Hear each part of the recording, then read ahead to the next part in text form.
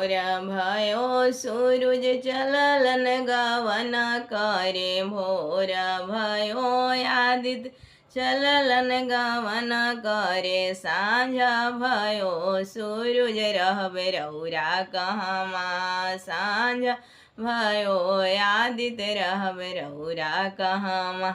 रहे के तो रहबन दुलारू देवा के अगना, रहे के तो रहबन सभे सेवक के अगना, जिना कर अगना में तुलसी के गाछी, घिउआ के बाती जरे सारी राती, घिउआ के बाती जरे सारी राती।